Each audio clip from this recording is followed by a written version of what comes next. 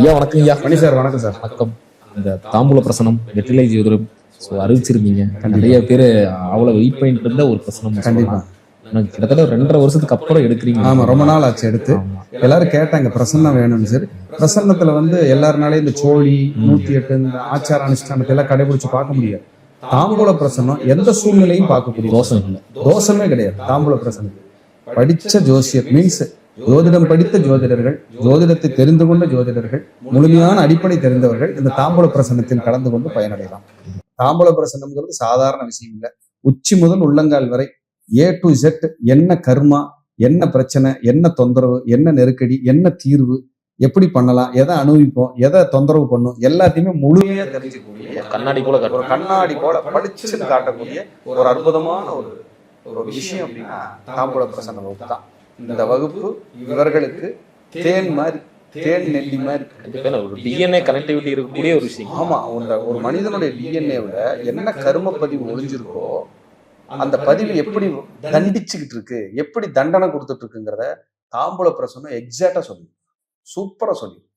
உங்க குலசாமி இருக்கிற இடம், செய்வன பயம், பித்ரு தோஷம், மாத்திரு தோஷம், பெண் சாபம், கோசாபம், பிராமணர் சாபம், என்னென்ன வெள்ளா இருக்குதோ, கருக்கலச்ச தோஷம், இது எல்லாத்துக்குமே மாந்தி சம்பந்தப்பட்ட பித்ரு தோஷம், பூர்வ புண்ணிய குறைபாடு, பாக்கிய குறைபாடு, வருமான பற்றாக்குறை, தொழில் நஷ்டம், போராட்டம், இத்தனைக்கும் என்ன பண்ணா சொல்யூஷன், எப்படி அதை எடுக்கிறது, எப்படி நம்ம கொடுக்கறதுங்கிறத அற்புதமா படிக்கலாம். உலக நாடுகள்ல எங்கிருந்தாலும் இவர்கள் இருந்தபடியே படிச்சுக்கலாம். 6/7/2026 திங்கட்கிழமையிலிருந்து தொடர்ந்து 6 நாட்கள் ஜூம் மாலை வேலை 5:30 மணிக்கு ஆன்லைன் ஜூம்ல தான் நம்ம கொடுக்குறோம், கிளாஸ் எடுக்கிறோம். இந்த அடிப்படை முழுமையா தெரிஞ்சவங்க, தொழில்முறை ஜோதிடர்களா இருக்கிறவங்க தாராளமா கலந்து படிக்கலாம். இந்த வகுப்பை மிஸ் பண்ணிட வேண்டாம். சூப்பரான வகுப்பா இருக்கும், கேரண்டியே தர்றேன். கீழ்கண்ட நம்பருக்கு தொடர்பு கொள்ளலாம். தொடர்பு கொள்ள வேண்டிய நேரம் காலையில 11 மணிலிருந்து 3 மணிக்குள்ளதான் நாங்க போன் எடுப்போம். சார் போனே நாங்க எடுக்க முடியல, சூழல் எங்களுக்கு அப்படி இருக்கலாம், இருந்தா ஒரு வாய்ஸ் மெசேஜ் போட்டுருங்க. சார் நாங்க இப்படி படிக்கிறோம், எங்களுக்கு என்ன பண்ணணுங்கிற கேட்டீங்கன்னா நாங்க உங்களுக்கு விலாவரிய விளக்கத்தை கொடுக்குறோம். நீங்க தாராளமா சேர்ந்து படிக்கலாம். அனைவரையும் வகுப்பில் சந்திக்கிறேன். வருக வருக, வாழ்க வளமுடன். நன்றி, வணக்கம்.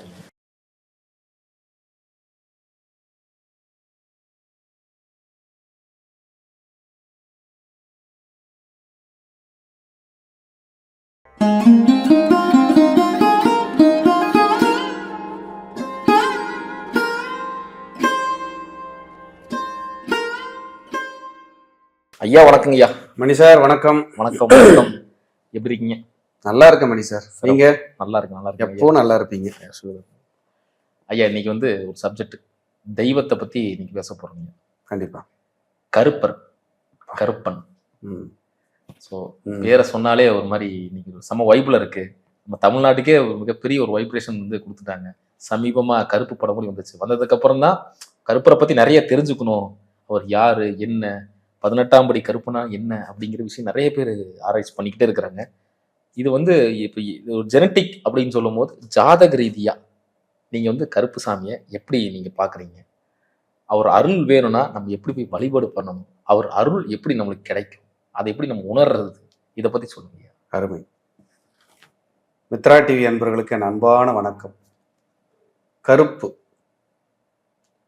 நீதி தேவன், ஒரு நீதிபதி மாதிரி. அவர் கிராமங்கள்ல நிறைய ஊர்கள்ல காவல் தெய்வமா, குல தெய்வமா, காக்கும் கடவுளா, குதிரை மீது நின்று அல்லது தனியாக நின்று அருவாள் வச்சு இடுப்புல ஒரு கை வச்சு முறுக்கு மீசையோட உருட்டிய கண்களோட அப்படி ஒரு உருமா தலைப்பாகை கட்டி அப்படி உக்கிரமா புஜங்கள் தூக்கி நிக்க நம்ம அவருடைய கால்கள் தொடைகள் இருக்குல்ல, அது கனத்து நிற்க, நான் காவலாக நிற்கிறேன் என்று பக்தர்களுக்கு நம்பிக்கை ஊட்டக்கூடிய காவல் தெய்வமே கருப்பர். கருப்பருங்கிறது நம்ம தமிழர்களுடைய பாரம்பரியத்துல தவிர்க்க முடியாத ஒரு கடவுள். சத்தியத்தின் கடவுள், நீதியின் கடவுள். அந்த கருப்புனாலே யாரும் வெறுப்பில்லாமல் வணங்குகின்ற ஒரு கடவுள் என்றால் அது மிகையல்ல. காக்கும் கடவுள். காக்கும் கடவுள். கருப்பர்னா காக்கும் கடவுள். நிறைய இருக்கு. மலையாள கருப்பன், சங்கிலி கருப்பன், 18ஆம் படி கருப்பன், இப்படி நிறைய கருப்பர்கள் சொல்லிக்கிட்டே போகலாம். பொதுவாக கருப்பர்னா நீங்க கருப்புசாமி தான், அதுல எந்த மாற்றம் இல்லை. அது சப்த கன்னிகளுக்கு பாதுகாவலர். சப்த கன்னிகளுக்கு பாதுகாவலர் கருப்பு. சிவபெருமானாலே நியமிக்கப்பட்டவர்னு சொல்லுது. நீ இப்படி காவலா நின்று குறிப்பா பெண்களுக்கு நீதிக்கு சத்தியத்துக்கு காவல்.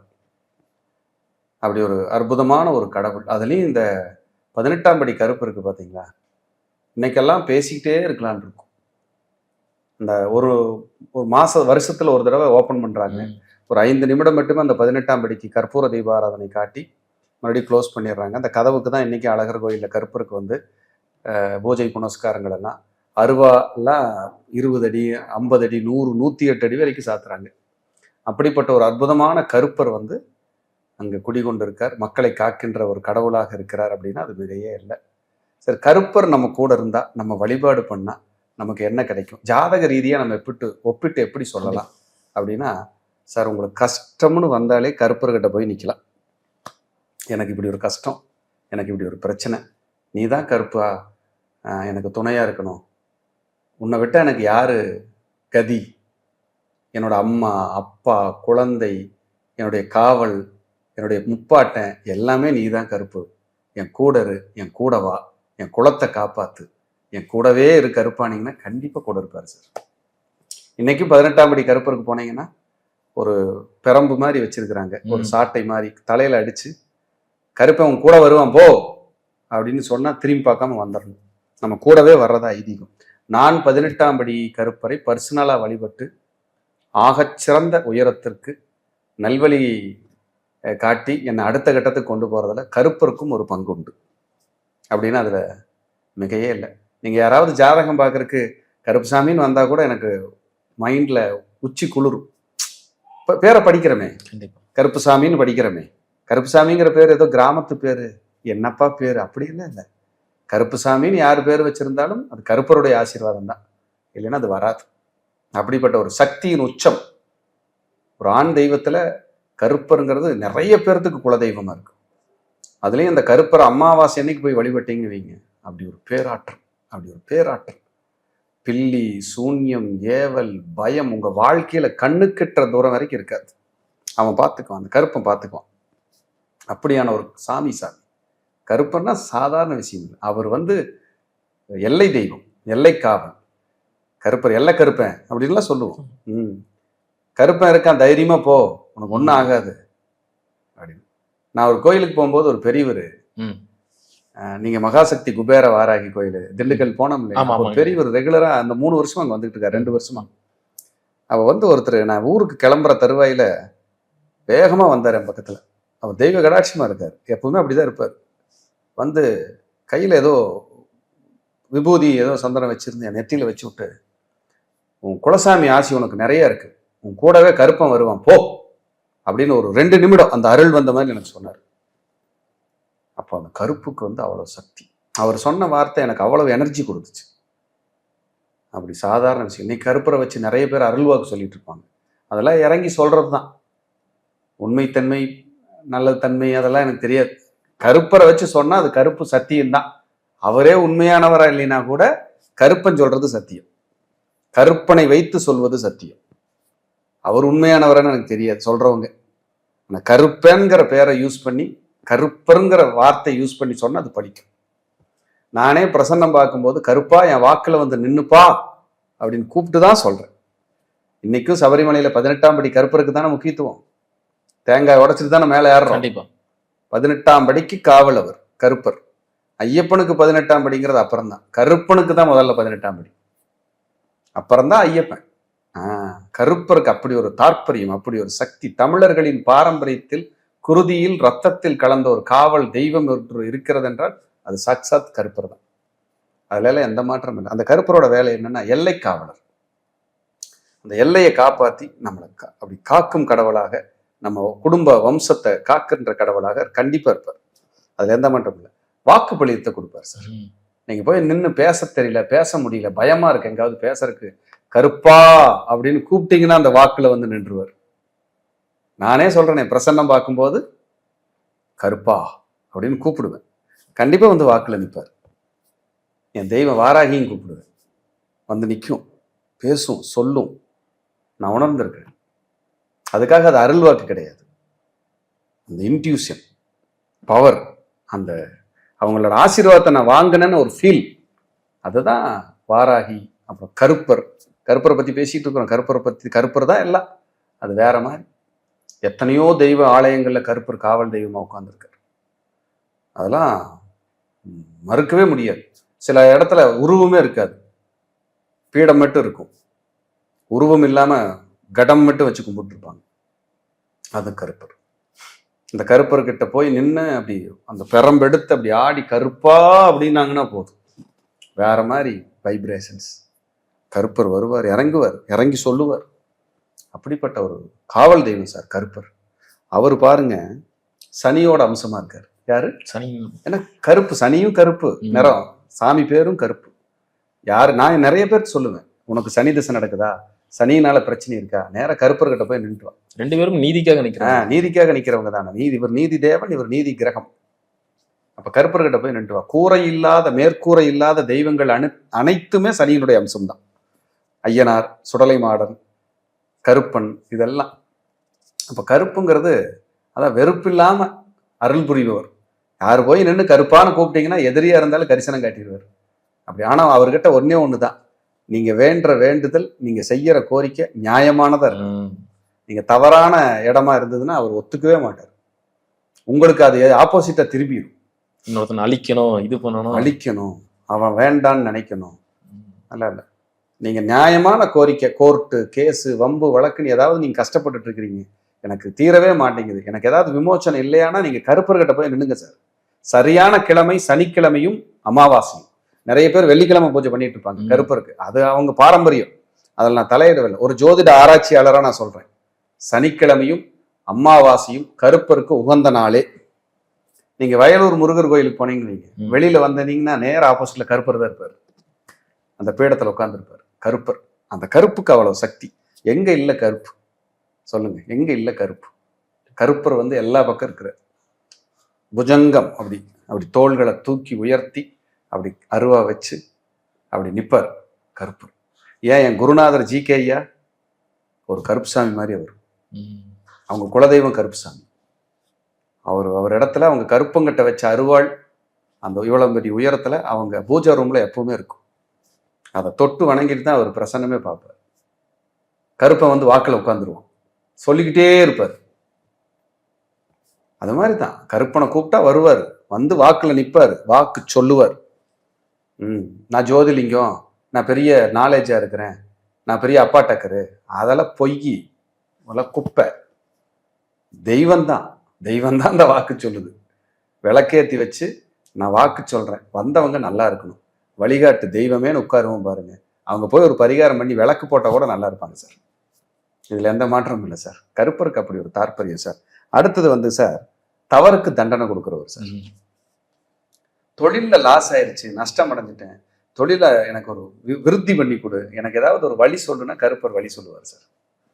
கருப்பருக்கு அப்படி ஒரு தாற்பயம். அடுத்து பாருங்க, தொழிலை பாதுகாப்பு பண்றாரு சார். நான் கஷ்டப்பட்டுக்கிட்டே இருக்கிறேன் தொழில்ல, அதெல்லாம் சொல்றேன், நான் 6 மாசம் 5 மாசத்துக்கு ஒரு தடவை ஓடிடுறேன். போய் அவர்கிட்ட நின்று என் வாக்குல நின்றுங்க, எனக்கு அது போதும். நான் பொன் வேணும், பொருள் வேணும், அதெல்லாம் இல்லை, என் வாக்கு வச்சு தொழில் செய்கிறேன், ஜோதிடம் சொல்றேன், எனக்கு நீங்க கூட நின்னீங்கன்னா போதும் கருப்பான்னு. அப்படி அப்பவே நான் நின்றுட்டு இருப்பேன், நான் எதுவுமே யார்கிட்டையும் கேட்க மாட்டேன்.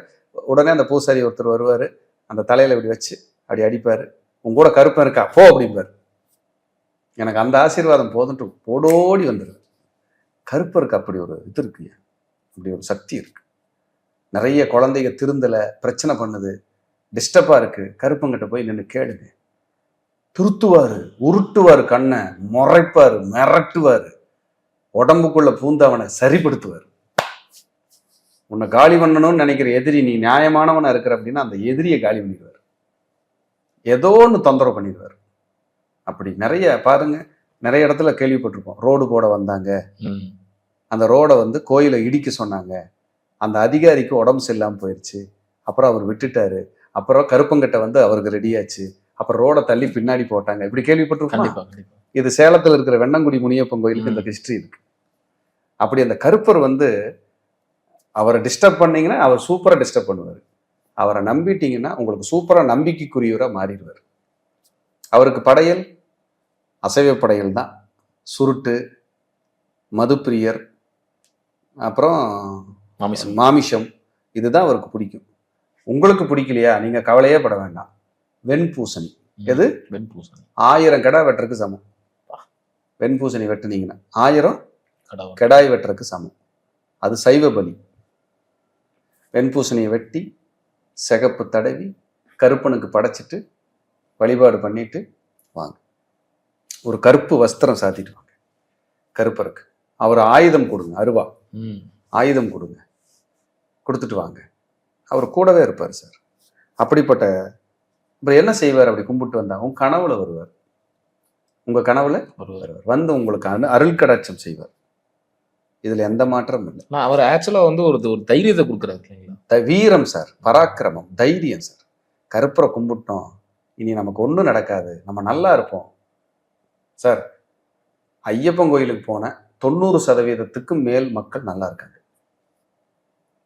என்ன கஷ்டமா இருந்தாலும் சரி, இதுல எந்த மாற்றமும் இல்லை. ஏன்னா மேல சாஸ்தா இருப்பாரு, கீழே கருப்பன் இருப்பான். கருப்பனுக்கு தான் முதல் காய் தேங்காய். பயம் இருக்கும், ஒரு பயம் இருக்கும். அங்க காவலுக்கு நின்றுட்டு இருக்கான். அங்க போய் நின்று வேண்டிட்டு வந்து ஐயப்பனை பார்த்துட்டு வந்தீங்கன்னா அந்த வருஷமே உங்களுக்கு சூப்பரா இருக்கும். ஐயப்பனுக்கு அப்படி ஒரு தாற்பயம் கருப்பர் இருக்கிறதுனால. அதுக்கு மேல ஐயப்பன் வச்சுக்கோ, ஒரு சாஸ்தா. அந்த காட்டுக்கே இருப்பது காடு, வணங்குது நாடு. அப்படிப்பட்ட ஒரு அற்புதமான கடவுள் சார் அவர். அப்ப கருப்பன் வந்து சாதாரண தெய்வம் இல்லை சார்.